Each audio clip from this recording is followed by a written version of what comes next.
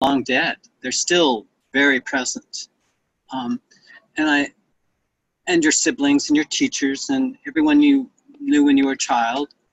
And as you get older, at each phase of life, the people that came into your life and shaped you and you shaped them, I think that a kind of, or whatever organizations you're affiliated with, I think there's a kind of a capacity we all have to go from that personal I to a we space.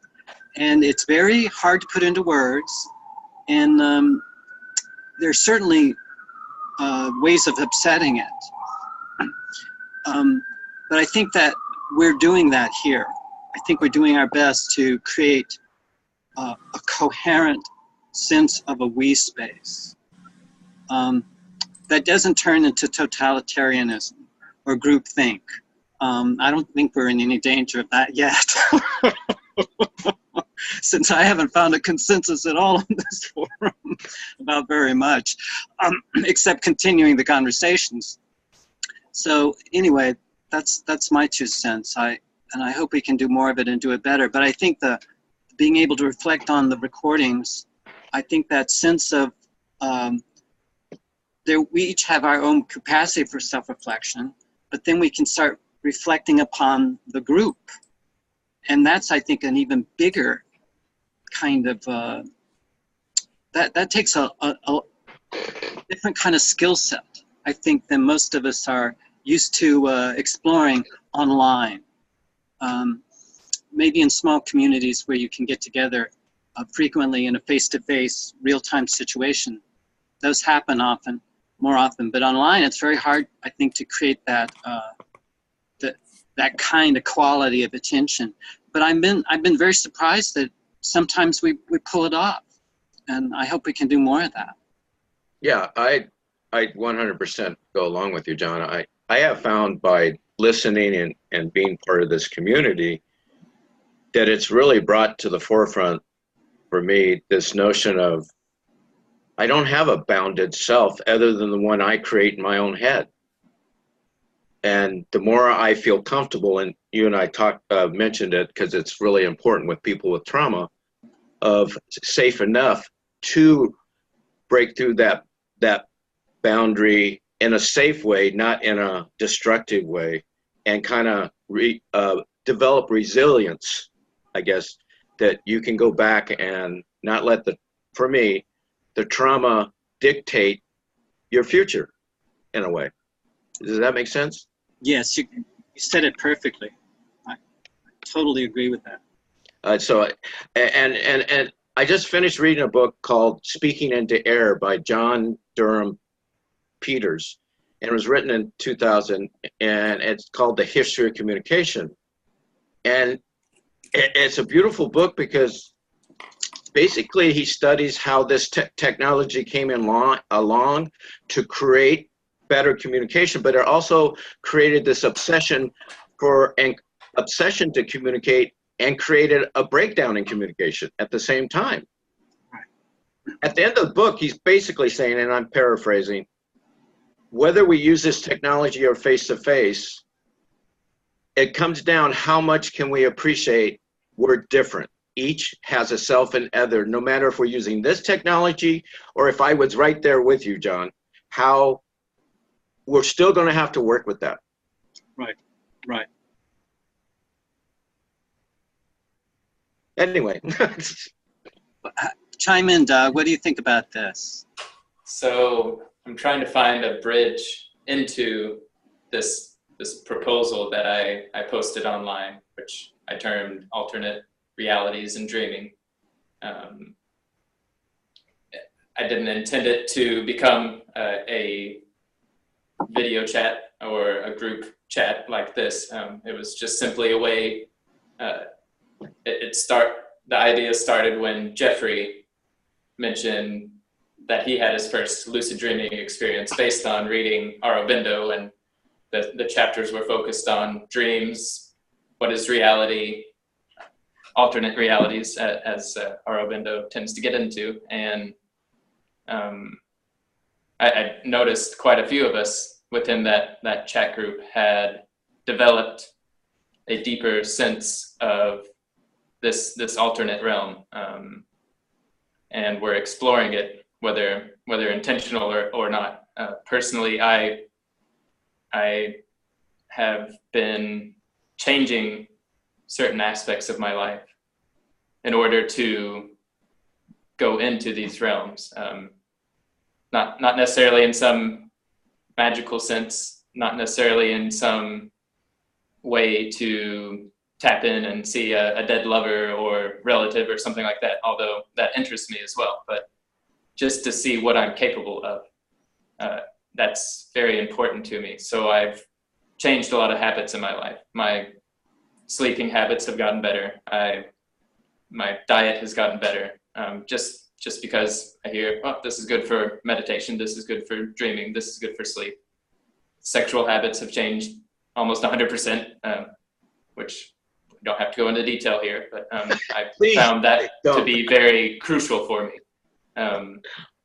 to develop a keen mind, a focused mind. And so to cut to the chase, I just wanted to explore these realms, particularly the dream realm. For me, I'm exploring as best as I can. So I posted a few experiences, some dream related, some waking state, alternate realities that have developed. And so really it's just a chance to share, but not in that sense of, oh, I had this dream last night, let me tell you about it. But as you two have noted, in order to come together in some we space, this doesn't have to be a scientific exploration such as a lot of professionals are doing nowadays.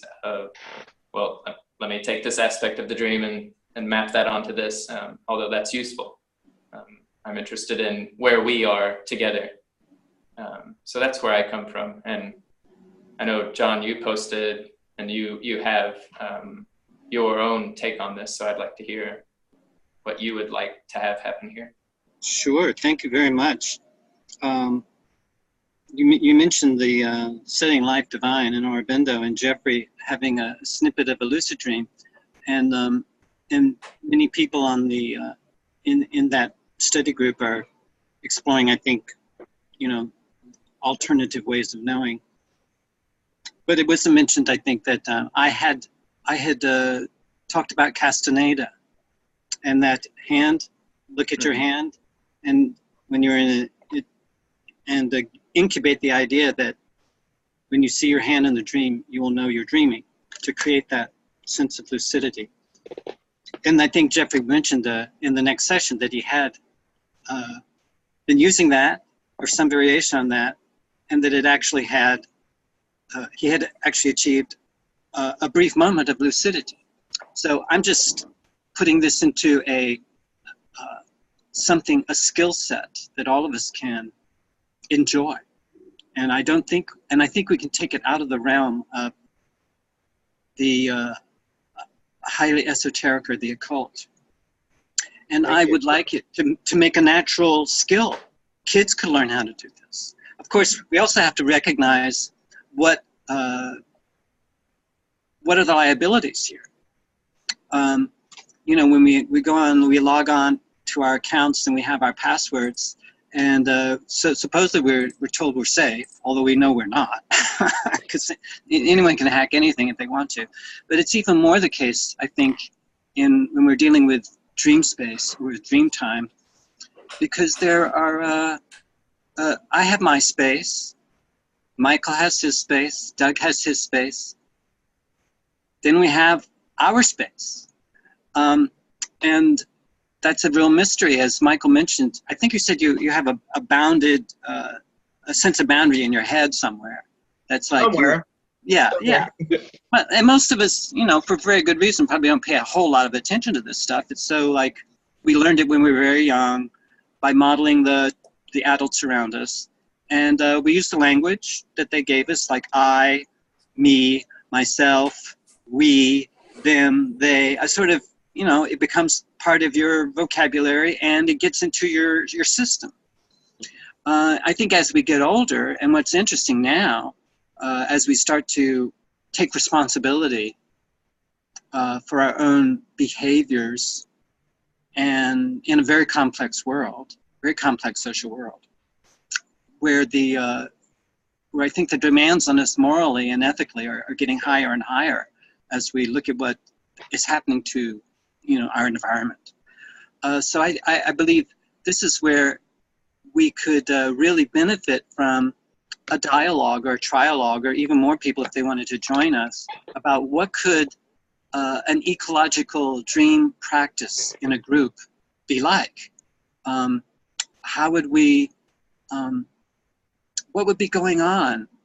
And I'm really interested in the future of dreaming. 100 years from now, what will our dreams be like?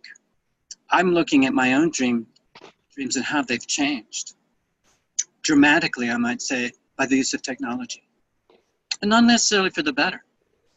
Sometime but I'm not sure.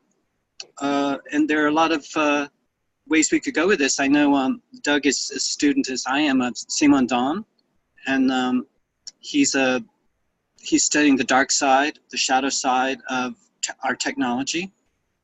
And as many of us are right now, because of the scandals with Facebook, and how that's how the social media has the shadow of the social media has sort of impacted just about every field, from academia to politics. So anyway, any ideas on that, guys? I'm open to any suggestions here. I have a few, but I also want to just put that out there and see if we can give it a shape, a size, a momentum.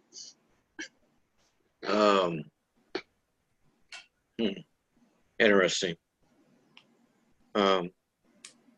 You mentioned behavior. I'm just going to jump in, something that triggered me in a good way. This is where I come with my experience with alternate realities, specifically growing up in the 60s, reading Castaneda, doing drugs, having trauma, life just being an alternate reality at times for me, totally. And one thing that has helped me is to take responsibility for the way I behave with my experience. That actually helped me to participate in alternate realities with less fear, if that makes sense. And that is grounded in Zen meditation and a ferocious appetite for reading. But I don't, for some reason, I don't consider myself really academic. I'm kind of a vagabond philosopher all over the place. And also, just touching with dreaming, even with reading Casteneda's books and other books along those lines, for whatever reason, I've been more interested in the experience of daydreaming. How daydreaming has become more important in terms of, and this is, John, I want to defer to you a little bit after I finish this. Daydreaming being similar to dreaming and encountering that in-between space with the way you're walking through the world, and all of a sudden, oh, something just opened up, or something just poked its head through my narrow focus, and that can be anywhere from, to put it lightly, seeing a beautiful woman, or for me, the most special one is looking into the eyes of a child. But I've also had that happen in terms of witnessing some very severe destruction and harm. So what do you feel about that, John?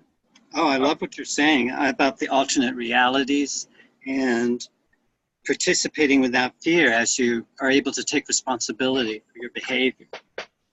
And Castaneda, I think there may be a genealogy of persons of a certain age. I think everybody I know was reading Castaneda one time. Yeah, Alan Watts and Castaneda. Exactly, exactly. So it trickled into my generation as well. So Absolutely. I've read all of his books. So it's a classic. So I think that's a widely shared resource that we have. And he laid down some real good principles, I think. You mentioned your Zen meditation practice, that you're a vagabond philosopher. I loved what you said about daydreaming and in-between spaces. Something in your, oh, there's another in-between space. Okay. You just disappeared, Douglas, and now you're back. Okay. Are you okay? Are you okay? Technology is not okay. I'm fine. Okay. But and as you said, something pokes through your narrow focus, a beautiful woman, the eyes of a child. So I'm just backtracking a little bit, and with what you've offered us, and also, I believe you mentioned, Douglas, that you wanted to see what I'm capable of, a keen mind, a focused mind, and you're changing aspects of your life to go into these realms. So just with the language that you've offered, both of you,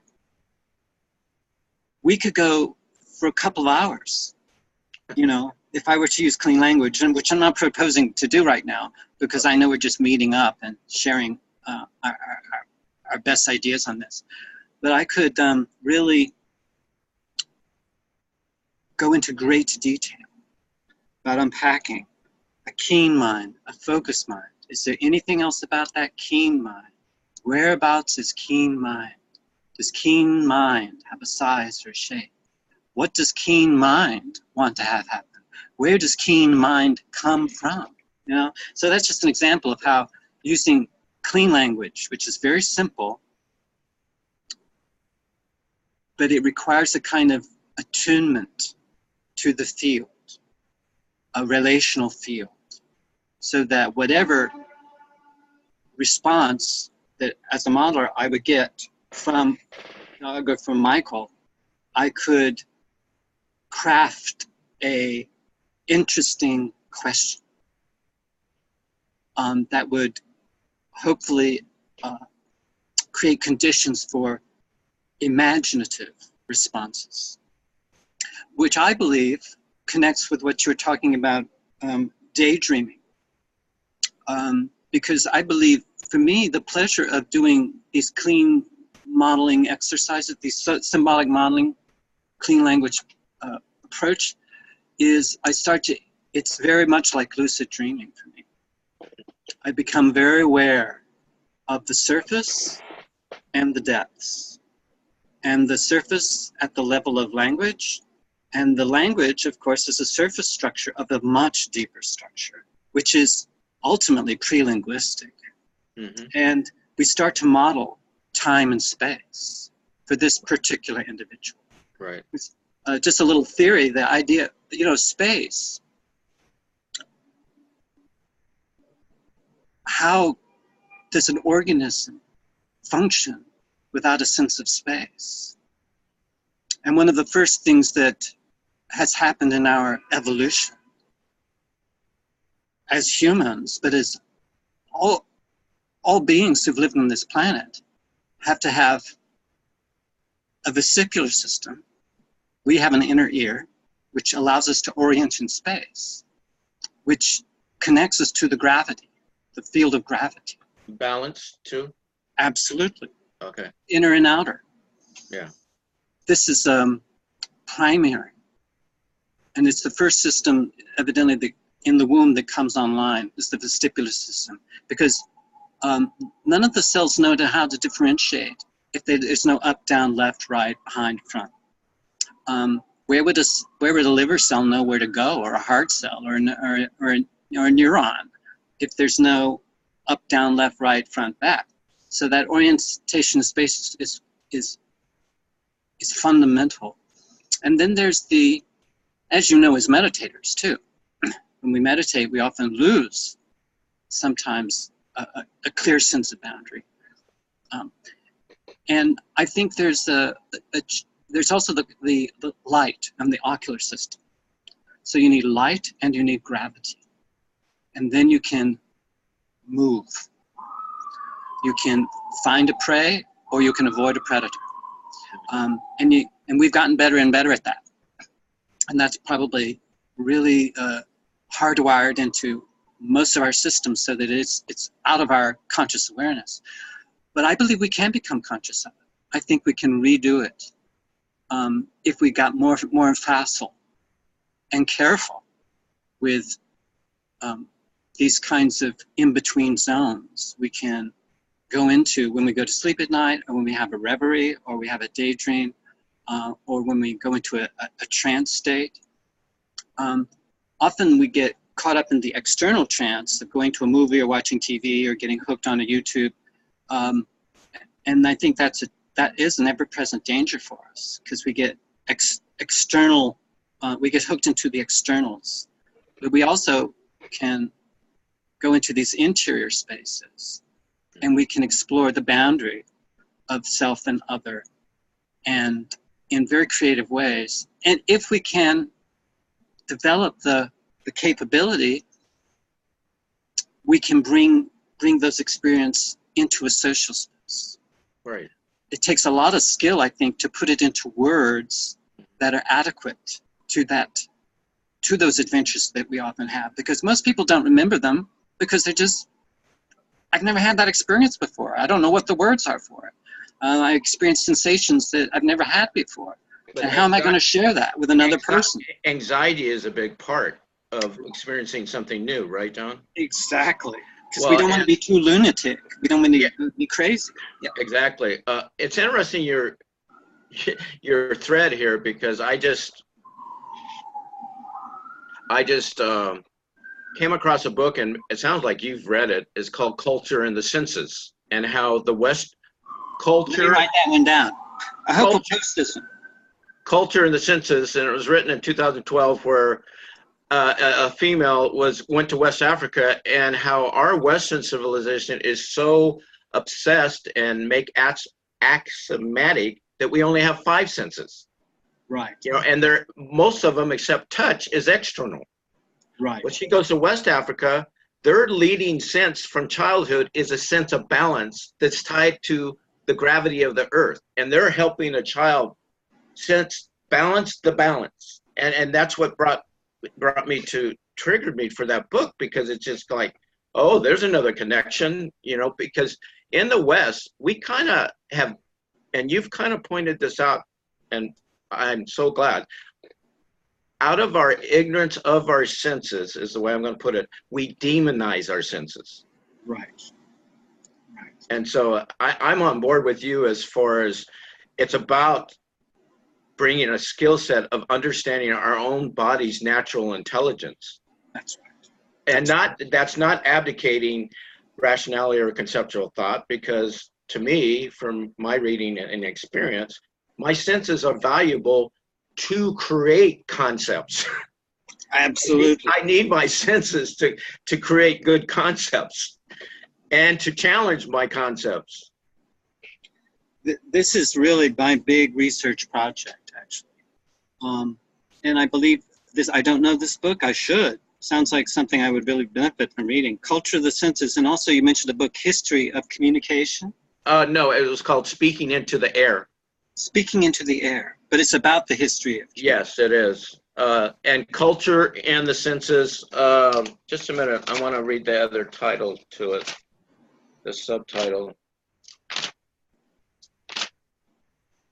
Bodily Ways of Knowing. All right. So there's a huge amount of literature I think we could share here, and maybe you could post, if you could post those titles in our forum. That would be great.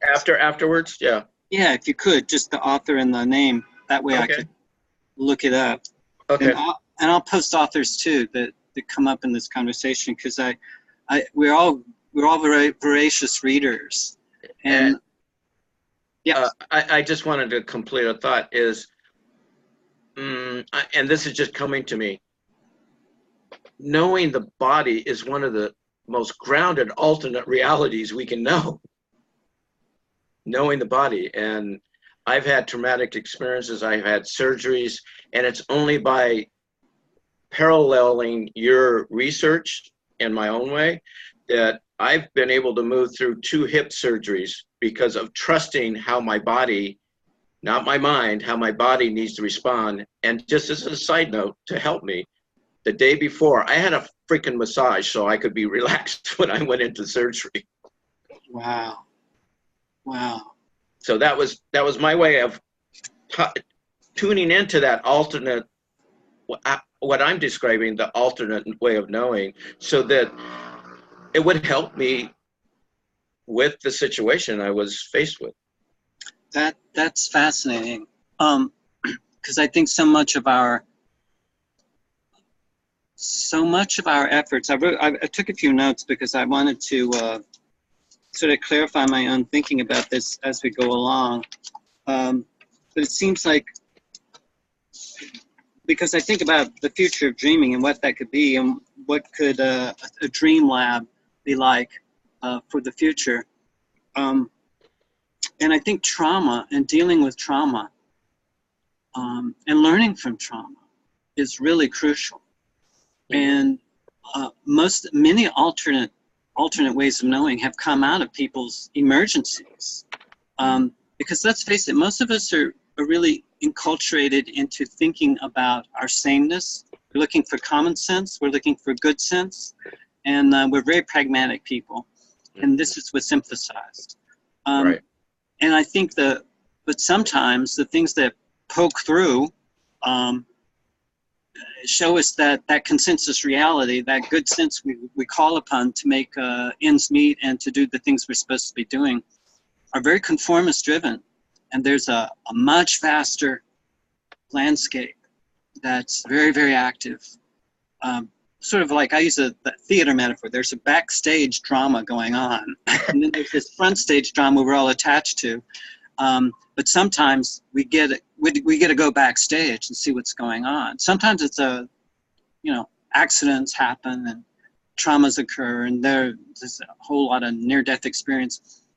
So I'm not advocating trauma, but I am saying we have to acknowledge that there are benefits to those traumas if we survive them. Exactly, and I'm not I'm just advocating what I've learned from the trauma, right, and how it's helped me grow. Right. And just as a side note, I know not to the extent I did community theater, so I get your metaphor of backstage because I was mainly working backstage. Well, I bring that up ironically because I had a dream last night about being at a theater company, and it was called the Transhuman Virtuoso Theater Collective. Wow. And I was performing. I don't remember anything about the performance except that there was a performance I was participating in.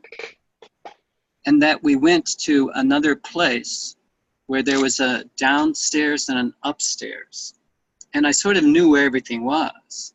And I met somebody on the downstairs that I liked and I wanted to get to know, but I was reluctant to bring him upstairs because I knew there was a community upstairs and I didn't know if this person would fit or would get along with everyone else, but I liked him and I wanted to preserve sort of the integrity of this new potential relationship, friendship that could emerge. But as soon as I had this query about, well, I don't know if this is appropriate or not, is he going to get along with everyone upstairs, those typical social, kind of, we worry ourselves about this kind of stuff. The door opened, and one of the men, the guys who lived upstairs came to the door and he says, "Hey, what's going on here? Come on in, come on in." So I thought, okay. And as we were going upstairs, the dream started to fade. But I do remember there was a moment of a large forest. It was at night. And we were talking about the winter snows that were going to come. And they were talking about the snows that had previously occurred. But at this time, it was sort of it was very green and beautiful, and it was at nighttime. And it had just that enchanted forest kind of quality. and that we were talking, and I was talking about the importance of trees and how we're going to have to really focus our attention on creating a healthy forest and healthy trees. And as I was saying that, I woke up this morning with that on my mind. And as I often do, while I'm making a cup of coffee, I'm wandering around my library, and just oddly enough, I was looking for a book, but I couldn't find that one. But the one I did pull down from the shelf was this one, Experiences in Social Dreaming. Oh, wow. And Wow. I just opened it up to page 84, and there's a quote from Sheldrake. Rupert Sheldrake is quoted, and he sees the universe, and I'm just going to quote briefly from this book. Sheldrake sees the universe as evolving, and that laws of nature may do the same. Evolution, he argues, is the interplay between habit and creativity. Sheldrake connects with Jung's collective unconscious as he suggests that one model for this creative process is dreaming. This leads him to posing questions like, is there a kind of Gaian dreaming? Is she awake on the side in the sunlight and the side in darkness dreaming? At night, are plants, animals, and whole ecosystems in some sense in a dream state? What form would a Gaian dream take? So I felt, as I read that snatch from the book, and I felt there was a relationship between what Sheldrake was talking about and the Gaia hypothesis he's referring to, and that Gaia dream. What could a Gaian dream be? And the whole idea that, you know, that there's light and dark, and part of the planet is in the dark, and part of the planet is in the day, is in the light, and that there are communications that are going on. The part of the planet that's asleep includes people and plants and the animals, but they all have affiliations with one another, and probably a collective reservoir of energy and information that's being shared and updated. And those of us who are in the daylight are going about doing our business, but we are probably being influenced enormously by what's going on with the part of the planet that's in dream time or in a dream space. Just as when you have those moments where something pokes through, as you said, and or it could be a beautiful person at the eyes of a child, an old person, a squirrel in the park, you know. Yeah. Or that bird. When I remember reading you describing about that bird that you had an interaction with, that I found very fascinating, and resonated with, but with different details. I also trying to mix up metaphors of, I like the Celtic idea of thin places.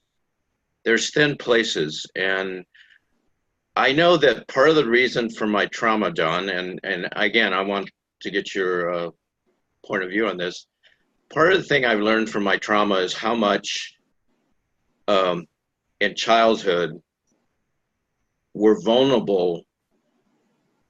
We're so vulnerable that in being raised, our parents, they were parented, really have, and I'm a parent, so I'm struggling with this of trying to being both a child and being parented and parenting. And working with these thin places or these in-between places of how much control and care from childhood gets so fused together that we carry, what gets carried forward is more the control and being in control, you know, which there is a place for it. I'm not, because there is intelligence in our defense mechanisms. I understand that.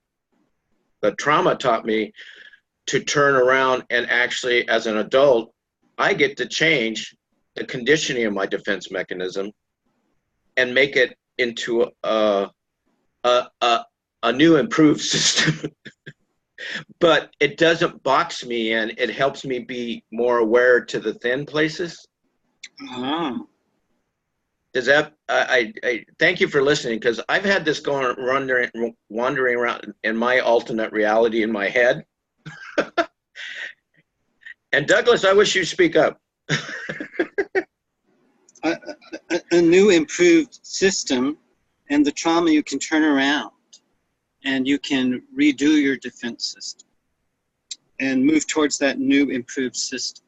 So this would be a great, if we were to do some modeling together, which I hope we will in the future, maybe we can make a plan in our next session. Okay. This is the kind of thing I would give a lot of attention to. Okay. New improved system. And asking those questions. What kind of new system? How new is that new system? Yeah. Does it have a size or shape? So I'm actually inviting participation at that sensory, affective, perceptual, micro-perceptual level, which, as you say, when we become really adept at going into those in-between those areas, which we don't verbalize particularly to one another in our consensus reality, but if we did get really adept at that, our concepts would change, and I would suspect they would change very quickly, because when we get these concepts that are coming out of this kind of fresh, open-ended investigation, I think we could have a really good chance of bringing forward this Gaia, from a Gaia hypothesis to a Gaia reality, and we could be having a lot more fun than we're having now. Well, and I feel grateful, because we need the we space to talk about it, because it's only been through reading books, and they go a long way, don't get me wrong, but having a live person to talk about the readings, sometimes I've walked around in very intense self-doubt about, am I getting this right or not? Right. That's so important. Which is painful it's part of trauma. Yes. Which is part of the trauma that you have to work with. And I guess it sounds like I'm also making trauma itself an alternate reality. Which is easy to do if you've been traumatized, because as we know, as we learn more and more about trauma, the traumatic episode, we can go beyond it. But the younger we are when we had the trauma, the more vulnerable we were, and I believe that's much trickier, because if you were in a trauma that was repeated over and over again, like daddy comes home drunk, daddy sometimes comes home sober, but as a little child, you're sitting there and daddy's come home, and you can, as he walks up the stairs, you can tell by the sound of as his foot meets the stair, whether he's sober or not. Right. So you get prepared for drunk daddy. And when you get prepared, you go into emergency and you shut down. And that's the defense system, the natural intelligence.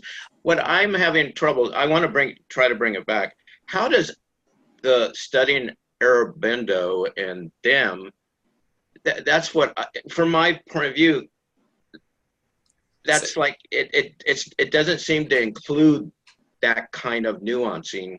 I'd like to respond to that with a metaphor from, so I'm imagining your thin places as a membrane, very thin membrane, easily, you can just simply poke right through, and there you go, you've broken that boundary. And recently, it's showed up in the parable of the sower, the metaphor of the wall. And Aurobindo gives us this metaphor of the wall as, he's talking about reality or ignorance, ego. Yeah. And he uses it in various terms. And he also gives us the metaphor of the fence, in which we can see past that. It's still a sturdy structure. Oh my God. But that right there for me really pieces it together. And I'm very much interested in removing trauma from the alternate realities, or seeing it as just a little tiny aspect that can go in the waste bin once you well, it's a piece of paper and you've crumpled it up and there it goes. And Right. That's that. You don't want to completely shut it out. No. Because there's two different types of walls that can develop when you're in that thin place. I think that's what you said. And it can be what Johnny's talking about. You're developing the wall of the footsteps you hear, the different types of footsteps, and you're saying, well, this is my protective wall. I hear that certain footstep. So let me go into my strong wall here. And Absolutely. I know I can embrace the pain that's about to come because I'm going further into my mind. But Absolutely. I'm very much interested in developing the fence, a sturdy structure. Right. It's a pretty low structure, and you can jump over to other people's yards. You can be neighbors, and I have a 4-year-old and a 4-month-old. And with my 4-year-old, thanks to Johnny, nothing he directly said to me, but I've learned to explore. One side is I'm exploring his dreams, which it seems to just be his immediate reality, so he doesn't exactly understand what dreams are just yet, but I want to start from that point. But also I've used my version of clean language session with him when he is in that stuck mode of anger that comes up if we pick up a toy that it was in a particular spot because he's a particular boy. And if we disrupt his environment, then it turns into, why did you do that? I'm perfect and I'm right, and this is how it was, and you just ruined that. Even that can be a form of trauma if you're just simply tidying up the house. Right. So during dinner that night, I sat down with him and used some of the clean language, and he went into his body. He told me that he has fighting words. He literally told me there are different, he didn't say people, but there are words. The good words are in there wanting to come out, but his fighting words, they're just in a battle. And just that simple metaphor right there that he produced himself, he's used that over the past few months to say, I can refer him back to that point, say, are your words fighting right now? And he might kind of release his guard a little bit and realize, oh yeah, that's kind of what's going on. Of course, he's not a Zen master. None of us are Zen masters that can immediately jump out of that realm once it appears, but it's a good step towards the way. And I'm nowhere near perfect, but just observing what he's capable of and what we have been capable of here has helped me to keep my keen mind, I guess. Trying to remain focused. That's beautiful, and that's beautiful to hear those metaphors coming from Bendo and different things, because that's what's interesting is I was amazed when you said versus the wall versus the fence, and a lot of my metaphoric mind has been going, I want boundaries, but chain link fences. I can, there's still some breadth between it, and working with metaphors has helped me honor my natural defense system in a more holistic way rather than in an unconscious reactive way. And this is beauty to my ears, and I love what you're doing with your child, because especially a boy, I have a son and I have a daughter, and I had to kind of work with the reality. They're their own people, but they're in female bodies and male bodies, and society has certain things. And my son, I had to teach him it's okay to be himself, but you can also be tender. With my daughter, you can be feminine and caring, but you can stand up and, pardon my expression, but if you have to be a bitch to another girl that's being mean to you, be a bitch. And I'm riffing, I'm sorry, but it's just a bitch just representing, I don't try to mean that derogatory to women, but that feminine energy to stand up for yourself. Right. And create healthy boundaries. Exactly. And so Douglas, that is such a beautiful story of how you're working with your son. That's wonderful, Doug. I really do appreciate it as well. As you're talking about parenting skills and fighting words. And I was reminded, and clean language, and I would definitely encourage you to use clean language. I think I've posted them before. I think they're easily available, but they're about 9 basic questions, and then there are maybe 10 or 15 special questions you ask on very rare occasions. But I learned this from the work of David Grove, who was a psychotherapist, who's now passed away, and others who have taken his work and gone in different directions. But I'm really interested in moving this stuff out of the therapy room, out of the consultation room, Yes. out of coaching, which mostly is executive. Only executives tend to be privileged enough to have coaches. But I think there's I want to bring this into our social spaces, these kind of skill sets, because I think it would really be helpful. And I'll just give you an example about a parent, a person who she had trained in clean language. She knew these pretty well, but she was getting in a fight with her teenage son. And instead of, her coming from her ego wall and him coming from his ego wall, he just let him spout off. And he would just say really hateful things to her. And she would say, "And is there anything else?" He'd say something else hateful. And she would say, "Is there anything else?" And he would say something else even more hateful, like, "I really hate your guts." And she'd say, "And is there anything else?" And then he started to cry. And he said, "Mom, I love you." John, that reminds me of one of my incidents with my son or daughter, I forget which, that they were spouting hate. And I just looked at him, you need to express that a little, like I became a director to help them express it. Right. And I think it was Christy. The minute I actually gave her permission, she looked at me like, "Dad, what are you doing?" Exactly. And I think that's coming. You're not coming from your ego wall where you're getting entrenched in, I'm over here, you're over there, and there's a wall between us, to that fence, which is that picket fence or that chain link fence. Yeah. Where you can see through it and you can climb over it if you want to. And it honors the we space, doesn't it? It still honors the we space. That's right. So I think we're finding good metaphors here in our conversation, and for working with these liminal zones. Dreams can be extremely weird, and I believe that they're not interested that much, this is my theory, in conforming to a consensus reality that we already know. They're disruptive, and they give us stuff that we don't know what to do with, and they give us sensations that we've never had before. And I believe it would be really great if we could develop that capacity to bring it through, those psychic barriers, so that we could enter into a more flowing communication, rather than, "Oh, you had a dream last night. It was really interesting, but you can't remember it, because it was just too weird, and you didn't bother to jot it down." So I think there's a little bit of discipline to jotting things down or making a diagram or a drawing.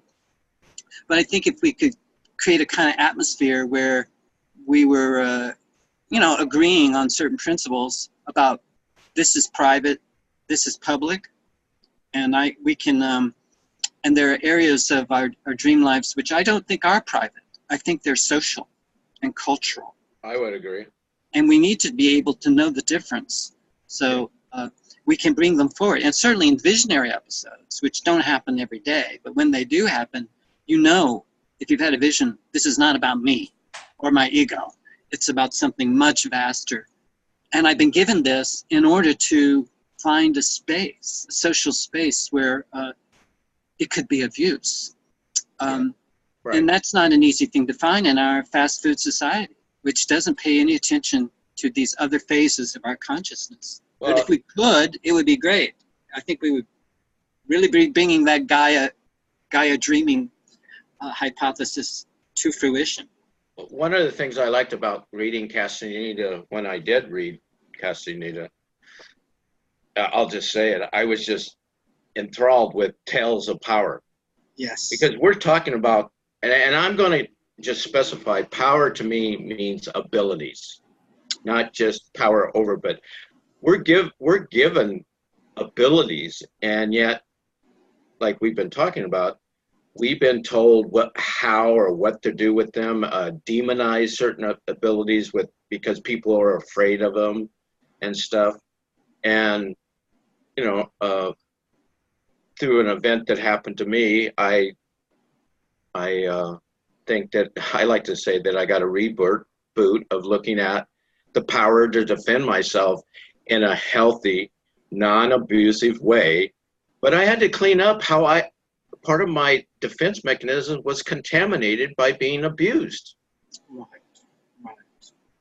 I had to clean that up and look at how, because it got in my system and there and unconscious, I had to look at how I was abusing myself and actually stop trying to blame other people. Shit. But until I owned how I'm abusing this gift of life I have, I don't develop the healing or the skill set that you refer to, John. Right. This is very, this is music to my ears also, because I believe this is a kind of tune that we should be playing constantly. Yeah. You know, rather than falling into the despair of a child, which had no defenses. No defenses. Right. And becoming primary, we can, I believe, use our imaginations. Right. And the ego is actually formed out of that being vulnerable and the defense. That's what's interesting about the ego, is that it's formed out of that. And where I'm at now is not dismissing the ego, but it's like, it's not a prison anymore. I've opened windows, I've redecorated it. You know, it's still a structure I need, but no, I don't have all walls closed in, and I'm not living in fear. Right. I think this sounds very Aurobindian to me. I think this is something, the ego was a big topic in the Life Divine, and I think his difference with a lot of the traditions is that he doesn't think we should get rid of our egos. And thank God. go into nirvana, which he's sort of like nirvana is a form of suicide, actually, checking out. And so it's about refining the ego until it can get very, very, very, very thin, like that membrane you were talking about, Doug. Yeah. And I believe this is a good sort of training manual in a way for how we can redo our defenses, so that more of the Life Divine we could be drawing upon. And it is a tremendous source of power. We've been given enormous powers. We're set up, I think, to explore these. And unfortunately, due to trauma and conformity and an addiction in our culture to convenience, we, I think, are bypassing and missing these golden opportunities. So anyway, I'd like to hear, Doug, if you have extra insights on Aurobindo, and is there a relationship between the Life Divine and what Michael has been sharing and what we've been coming up with here in this dream space? I'm curious if we could go the next step and dream Aurobindo's dreams. And add something to those dreams. I've had quite a few new thoughts within this conversation alone with the Gaia Dreaming. I've heard that term before, but the way that you phrased it, or the way Sheldrake phrased it, really broadens the range of what we're unaware of. And we are singular, we have a singular focus, even right now, even when we're at our best, even when we're focused and wanting to achieve some sort of dynamic realm experience or exploration, we neglect the infinity of what's out there. Right. And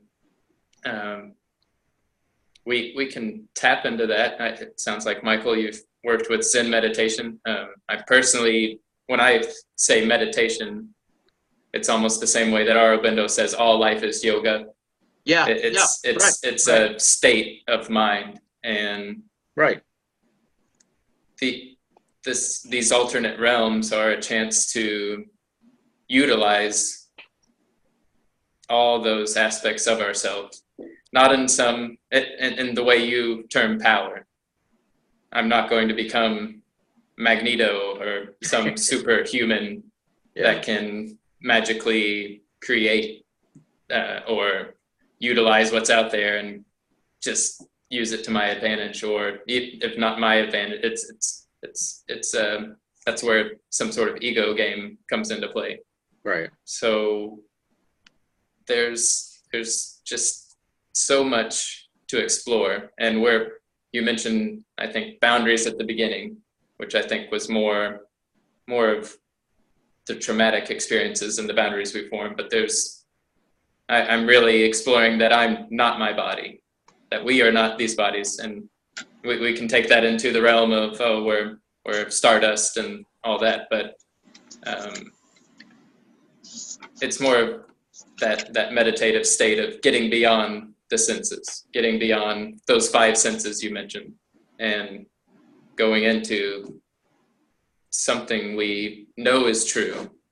I know all of my explorations that I'm doing are very true. And right now it's just for me, and I have confirmation from certain books I read, from certain comments that all of you make here. So in order for that to continue, in order for that to expand and cohere in some fashion, it does take the knowledge of all of us combined. Yet we are so limited. We're constantly confronted with that. Even when I am at my most expansive moment, we have to step back and realize that we're nowhere near the expanded mind that we think we are. So it's a good question. Where do we go from here? I just want to add into the loop something that you said. This just part of my experience of this idea of we're not our body. For me, it's about how we think about our bodies. Not that we don't have a body and it's not important because in different spiritual traditions that kind of help me in the sense that I think we walk around with our conceptual minds and the way we relate to our senses. And in this America, we treat our bodies like machines. And what you are pointing to, I'm just adding, trying to nuance, is our bodies are not what we think they are. They're larger and they're part of Gaia. Absolutely.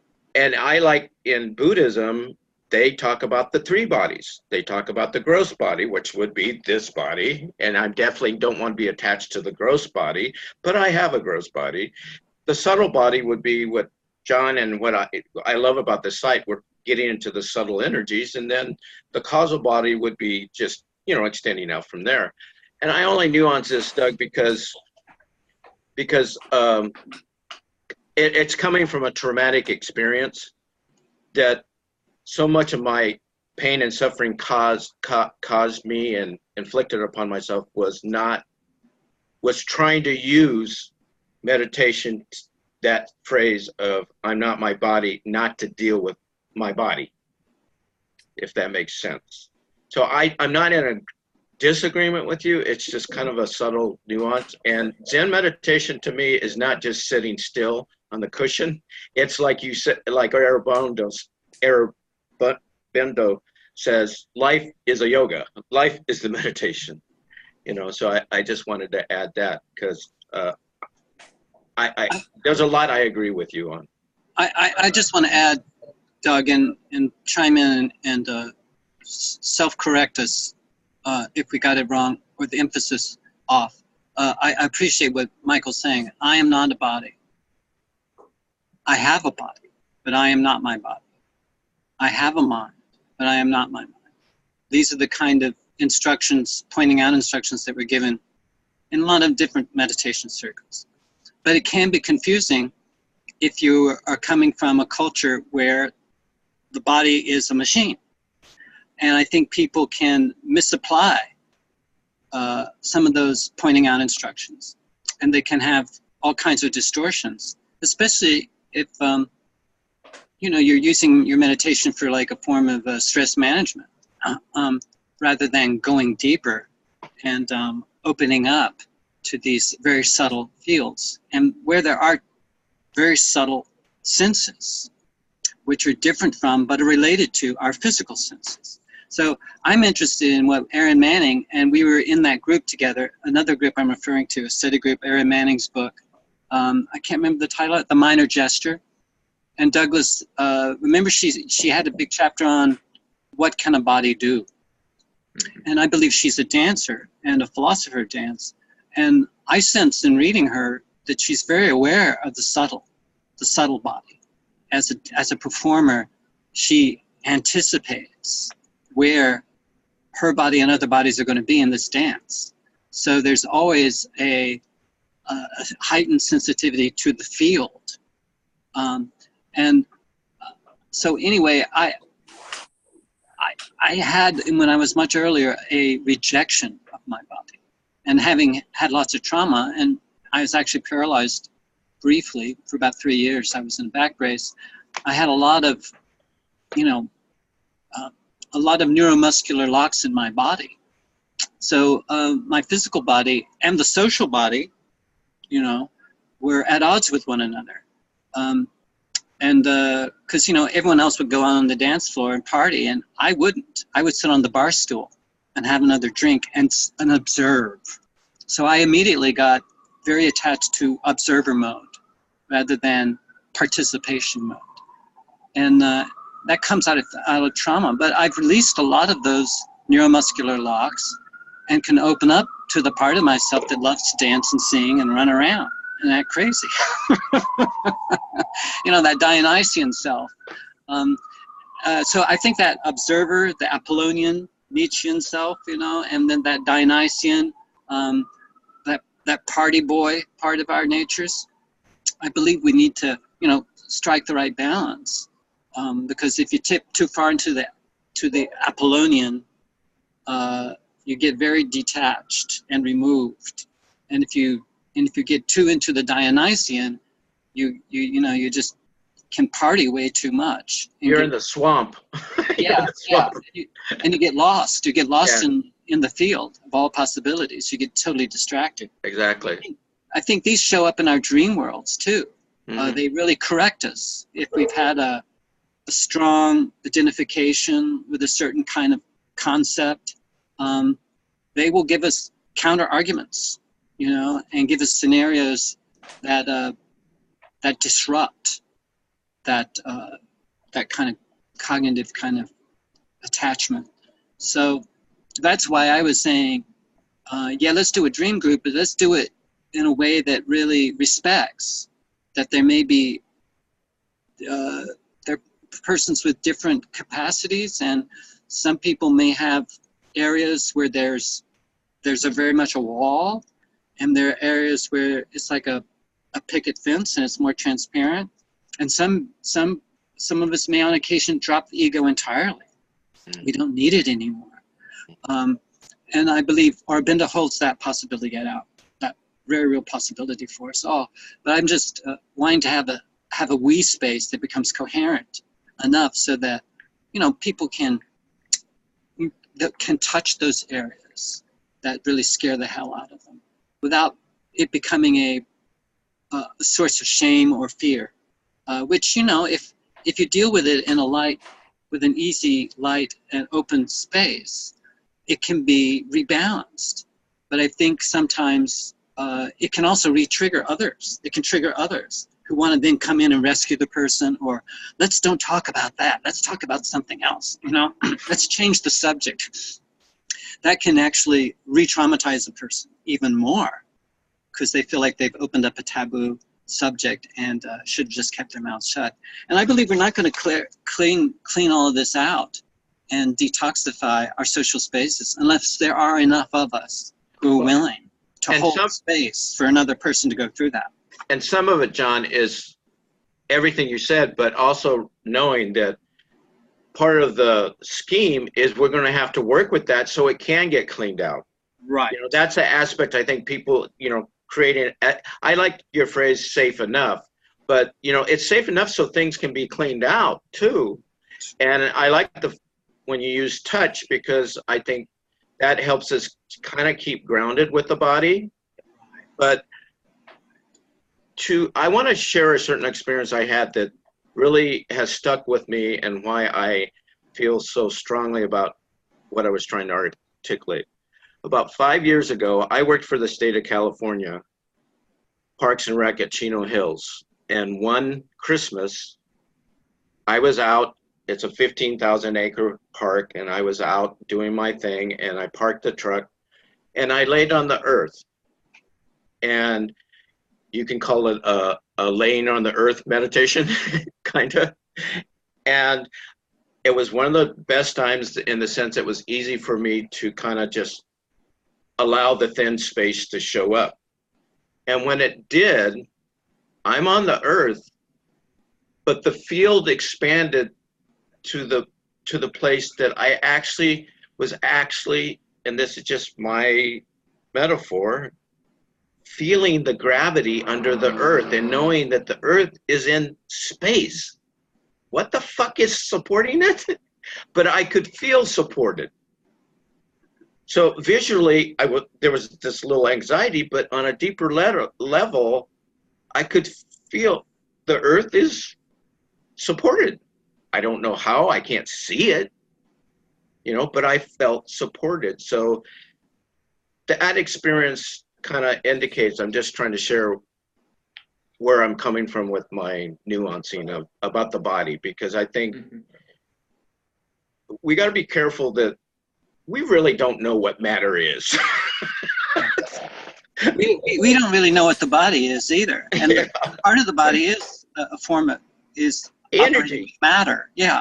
Energy and different densities. You know, because you've used that too, John, densify and how to work with densities. Right. So I guess part of my reason for saying I'm not my body, when I sit here and think about it, and during the minor gesture sessions and the stuck states, which I think you said you had watched and you appreciated, Michael, was just that my body is something for me that hinders my communication in so many ways. Okay. And so I want to be much, much more. I don't want to shoot off into space and be there and be a floating orb. So that sounds nice, and that's where a lot of my personal exploration goes. And that's part of it too, is I'm comfortable enough with my body at this time to go exploring. Okay. And then I'll come on back. But I realize that phrase is a loaded phrase for me personally as well, that it is a trauma. My body just does not do what it needs to do at any given time, to the point at one point I thought I had some diagnosable mental disability of either mental retardation or what have you. I was so silent, so quiet earlier on in my life.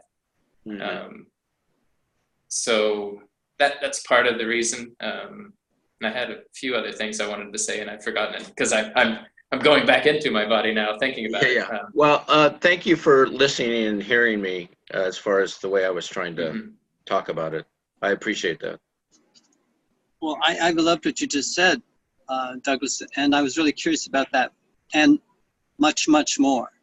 Yeah. So I believe it's great that we did those exercises with you and Jeffrey on stuck states, because I think that's a form of shadow that we were working with, shadow material. I think so, yeah. And how we can bring that forward with a ritual kind of. I'm very sensitive as a performer and working in the theater for many years. I had you have a ritual space. The audience, the actors come together. The curtain goes up at 8. You know, you put your makeup on, your costume, you do your little routines so that you can enter into a ritual space. And on stage, you can act out murder, rape, mayhem, madness. It could be a comedy, it could be a tragedy, There can be sword fights, blood, guts, gore, blow winds and crack your cheeks. You know, I played King Lear once. Actually, I was in Lear twice. I played Edgar in one production. I played Lear in another production. And, you know, you have to find a way of, you take the makeup off, take up the costume off, leave the audience with their experience, and you go off and join your colleagues at the pub and have a beer before you go to bed.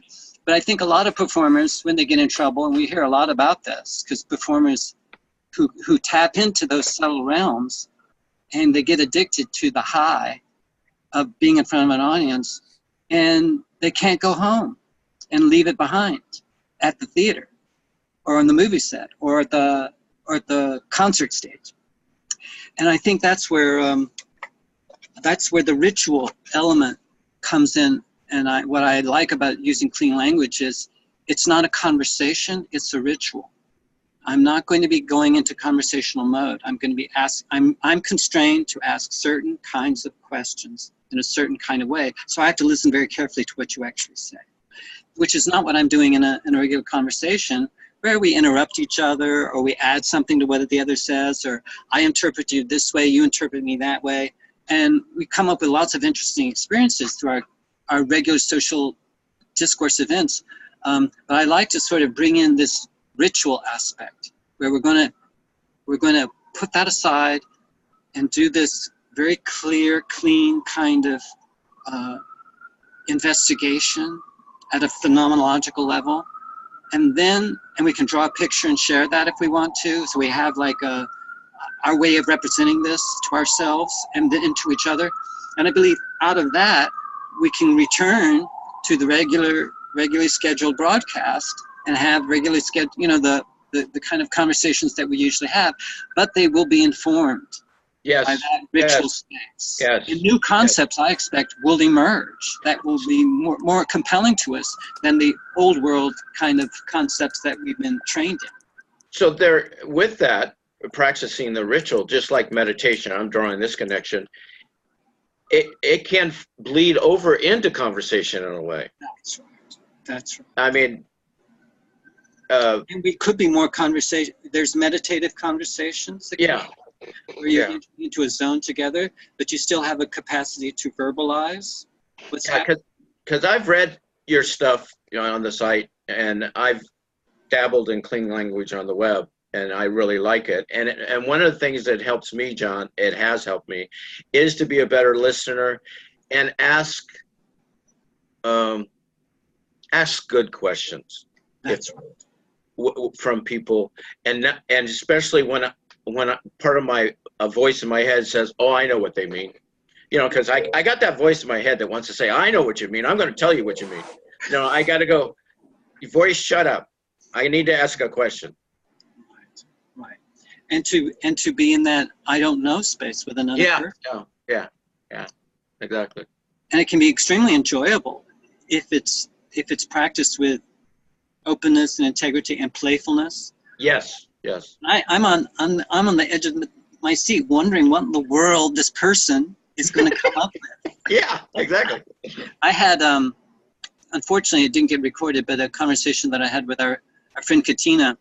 I was asking her a few clean language questions, and ultimately, and we were talking about which I believe she enjoyed, and it generated some interesting expressions from her about her experience. But I think ultimately, and she was talking about the Socratic method and philosophy and how it reminded her a little bit of the Socratic method. And I don't know where I'm going with this, but I think there's something about that aesthetic space you enter into when you're asking questions that you've never been asked before. And people go, huh? No one's ever asked me that before. Right. Does it have a size or shape? Hell if I know. You know, I've had people like get mad at me. But I think if you can sort of just offer it with a curiosity and an openness, I'm astonished by the depths of where people can come from. Rather than going into that familiar zone they know so well, they go into those mysterious liminal zones and they come up with genius level understandings. Well, I think this connects to the natural, inherent need that all of us want to be listened to. And when you ask a good question, you're actually saying, I want to listen to you. Right. Come. And you're receiving, you're demonstrating of receiving the listener rather than trying to present yourself as a certain whatever. I don't want to go. I thought of a certain president that I don't want to go to. Yes, I think I know that guy. I see him in my dreams on occasion. I'm sorry, John. That's scary. That's scary. I wanted to just, I know we're getting almost to the hour-and-a-half mark, and so, yeah, and I need to leave by 10:45. I have another Skype. Right. I just wanted to share with you, because we also have, besides the Aurobindo group, we also have an ongoing writers group, an underground writers group. Some of us get together once a month and share our writing, and I think they're working with dreams and writing is another interesting area to explore. And I just wanted to share with you something. Her name is H.D. I don't know if you know her, but she was a poet she was in the Second World War. She was a disciple of Freud's, and she was a poet. But I recently read this. I was astonished by it. She was in London during the big bombings. Uh-huh. And she would have very paranormal experiences.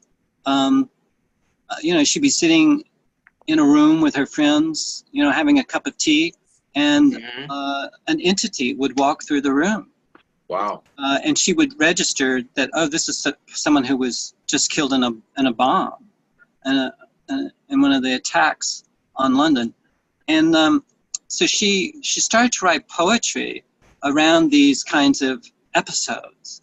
And she was getting visitations from all kinds of entities, but she started to realize that the Second World War, which was like a local event in London and in Europe, but she also became attuned to the affective fields and how the subtle realms were also, there were entities who were participating in this local event, and that she became very attuned to. But I just wanted to share this very brief passage from a large poem she wrote called the Trilogy. But she's contacted this entity in one of these in-between zones, and she's looking at like a field of colors that she doesn't have any words for. And I think this is a very poetic attempt on her part to capture these kind of subtle field effects. So she says, what is this jewel color? Green-white, opalescent, with underlayer of changing blue. The rose vein, a white agate, with a pulse uncooled that beats yet, faint, blue-violet. It lives, it breathes, it gives off fragrance? I do not know what it gives, a vibration that we cannot name, for there is no name for it. My patron said, name it. I said, I cannot name it. There is no name. He said, invent it. Beautiful. That is beautiful. Isn't that awesome? I love it because it brings us back to the creative use of language. Yes. Because I've been affected, through my life, and because of having a speech impediment and people trying to control my language, and part of Zen I didn't like is, until I got later into it, of understanding that a deeper meaning of, Zen wants you to be very careful of what language does wrong for you. But if you go deeper, it's not that you have to give it up. It's just know its limitations. Right. Because our language comes from and instantiates, I think the word is, a model of the world. Yeah, it organizes our experience. Yes, and we can get addicted to a certain kind of experience through the language, the habitual language we use. Yes, exactly. And I think poets retrain us You know? I think so. Just like quantum physics retrain us of what's matter made of. Right. The shared crossover of discipline of not necessarily, I don't, because this was brought up in perfect words, this whole notion of perfect. I'll have to watch this. I haven't seen it. Please watch it, because, you know, Jung made a point of trying to get us to stop thinking of perfect at his time period of without blemish. You know, that if you go back to the Greek, it means whole, complete. That gives it a different context in the Bible when it's used in the Bible. Which are all visionary episodes. Exactly. So it's not a perfection. If the way I'm trying to, I challenge Mark, because he had a good take of how perfection can get in our way. I agree with that. But I was just being persnickety. But there's another way to look at perfection, of bringing your wholeness to what you're writing. Right. Don't try to control it, over control it. Don't try to control others. Care about what you're trying to bring forward. Yes. Yes. And I wish I could have said that to him, because I was thinking that and I wasn't able to say it in the same way. So thank you, John. Thank you. And one more quote, if you'll pardon me, for Go quoting for it. poetry. Some people hate this, but I can't help myself, because I came across this right after reading HD. I came across this. I was at the Poets House. It's this place, a reading room in Manhattan I hang out in, where they have many volumes of poetry. So you can just walk in there in a light trance state and pull down a volume and open it up, and you get the perfect poem of the day. But I got this from his name is Czeslaw Milosz. But I thought this really fits with the theme of our talk today.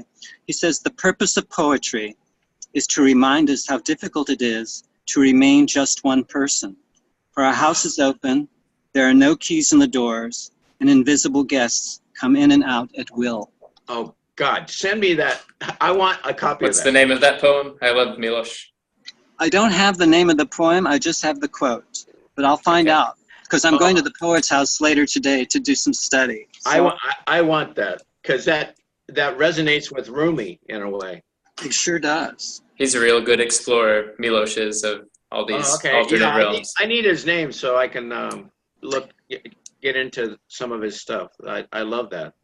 Yeah, I think he draws on the subtle realms quite a bit, just as HD does. Well, and then he brings it back to the body, the tangible too. He's really good about the reality, so it visible resonates, reality. It resonates with my metaphor that I said earlier of coming to look at my body as a renovated house. That, that maybe I can still inhabit, but not with all the bad shit that happened before. Well, I like what you've done, Michael. That's beautiful. Thank you.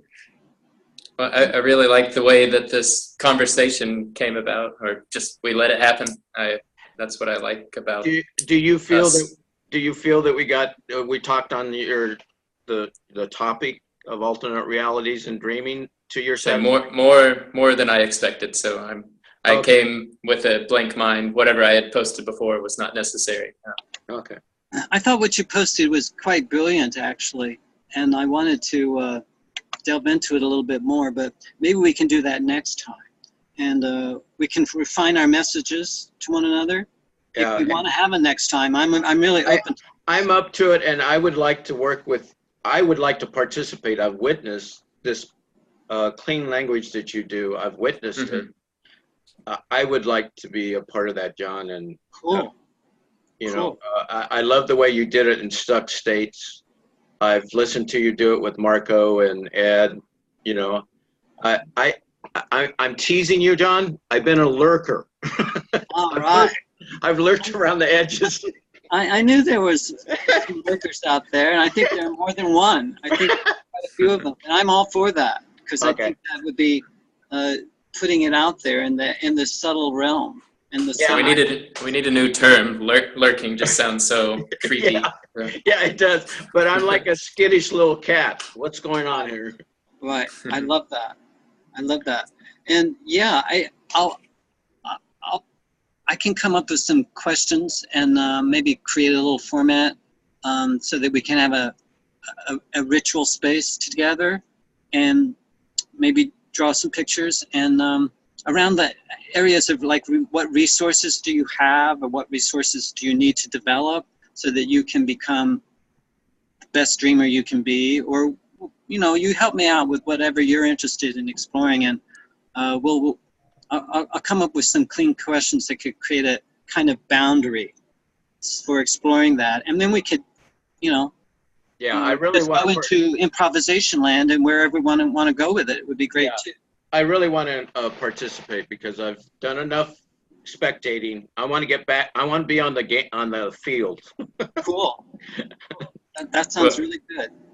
This particular time is reserved for Parable of the Talents coming up for at least, sounds like 3 more sessions, and I think it's alternating weeks as far as I remember. Okay. 2 weeks from now is quite a long time, but it might be a good time for us to figure out exactly what we want to do with this. See if any others are involved. At this point, I just want to kind of go with the flow, and my point of view is I'm letting it unfold. So we want to say 2 weeks, same time? That'll work for me. Yeah, that'll work for me. Okay, great. And then we can maybe give it a little shape, and you can spin it however you want to, Douglas, so that, other people want to come on and join us. That's great. But I just want to be mindful that everyone gets enough attention, because the more people who join, the less attention, the quality of attention changes. A very good point. That's a very good point. I would like to start it small, and I think 3 or 4 people, no more than, 6 people is a lot. 5? 5 would be fine. Yeah, but I'm saying if everyone was really tuned into one another and has a comfort zone, we could handle a much larger group. Well, but I just think it's like getting your toe in the water, and you feel, okay, I think I can handle the temperature, and then you jump in and you start to swim. And as you were lurking for a while, and now you feel comfortable working with this technique, I'm open to the, many people are going to join, and if they're not familiar with the technique and don't know where we're going with it, they may go, what the hell is this? Oh yeah, it turns into reinventing the wheel all the time. Exactly. And I know Doug and I have worked together quite a bit, and Jeffrey and Marco and others but that's my only caveat. Does that make sense to you, Doug? Yeah, definitely. And I just want to add, which others have added, or Johnny, you especially have added, that we don't need to, although we shared our personal experiences, we posted it on what we've called the undercommons, and that's only visible to maybe 10, 15 total people on the site. So somebody like Katina, who we would most likely like to include in this group, is left out from the discussion online. Well, so if we might be able to make this public, because I feel like at least the 2 of us here are more. I am very interested in making everything as public as possible, except for initial meetups where people are strangers to one another. But once they get to know each other and understand the intention behind this, I feel it's very important that we get it out into the world and out of the consulting room. Because after reading Aaron Manning's book, I'm very sensitive to how we've treated our traumas as something that we go to a therapist to somehow unravel. And it takes decades. Whereas if we just had a community of people who are putting aside their own stuff to pay attention, as they do in tribal societies, when people have a trauma, the community comes together with drums, and they have a ritual space where, they're celebrating this person's, this challenge that has been given to not just them, but to the whole community. Right. And I think that's what we need to reinvent somehow. And I think our zeal to go into a therapy room and have this one-on-one is great, but it's also extremely slow. And anyway, that's my 2 cents why I'm not interested in, this is not what I would call therapy. I don't see it as therapy, John. I see it as robust community. That's right. Robust Community building. I know, you know, the thing I want to add is we all, from this conversation, I can tell we've all had contact with therapy. Let's face it. You know, you can't live in this world today and not have some kind of contact. Even if it's somebody that's a friend or a family member, you know, you have some kind of, or you watch Dr. Phil, for God's sake. But no, this is, it's therapeutic without being therapy. Right. And I want to move towards a coherent we space, a public space. Yeah. Yeah. So, so those boundaries between open and closed, and I'm all for open closure. You know, Yeah. Sometimes it may be necessary to close a space, but I think I want to move from a wall to that picket fence. Well, it's interesting going along with that is I have a cousin that I stayed with, and we were in dialogue, and she had gone through a lot of trauma, but I had worked with mine. She gave me the compliment that she appreciated that she didn't have to make excuses to go to her room and shut her door. Right. I don't need you to tell me what you're doing. Right. I don't need to be worried about you in any sense. I just need to respect. You needed to shut the door and be alone. But we were in the same household too, you know. One question. So the Undercommons is kind of a private, and you have to sign in to get into it, right? Not necessarily sign in, but I guess since you've been here for a certain amount of time, as far as I gather, I didn't put together the website or anything, but it's at the level 3. So even though I'm using Katina here as an example, even though we trust her, even though we've had good conversations with her, she just simply by the fact she's only been here for a month, she is unable to reach that level or something based on how the website's structured. That's what I'm saying. A good thing, but if I just go to the website before signing in, I didn't see this or done. Oh, okay. Once I sign in, then I seen it. You know. Right. And so I have to pay attention to that when it's posted next. Well, I would like whoever participates understands this is going public. So you need to monitor yourself appropriately and go to the depth that you want to go to, but you could stay at surface as you want to. So, but that's my feeling is I want to make this a public event rather than something that just is happening behind closed doors. No, I recognize closed doors are necessary sometimes. John, I look at this, if we're going to use the theater metaphor, this is kind of rehearsal before we go public with it. That's right. You know? So I'm game because I love theater. Even though I work backstage all the time. Well, we're all actors, you know. Yeah, we are. You know. Yeah, we are. All the world's a stage, you know. Yeah, and our mass must be multifaceted. That's right. And two-storied, as you said earlier, John. Your dream that's been a reoccurring theme for me, which maybe we can explore later. But just this idea of the lower level and then the higher level, it pops into almost all of my dreams that involve some sort of space. So that's an interesting exploration there. I think so. What kind of space is this? And how our dream spaces seem to have this propensity for walls and buildings and doors and windows, and they're constantly shape-shifting and for light and dark. And I think our primitive species space, our capacity for space, for making space, comes out of our vestibular system and the ocular system. And so the vestibular system, which orients us in space and to the gravitational field, stabilizes the visual system. Right. Yeah. And this is a miracle. We don't know how this happens, but it does. And that makes our daily lives and our dream lives possible. And that's why I feel that our initial sense that even babies play with is gravity. Yes. It's a felt sense. It's not dependent on anything external stimuli like the five senses. Western man tends to, all those are seen as, depending on external stimuli, when gravity our sense of gravity in our own bodies does not depend on anything external. It depends on how are we related to the earth.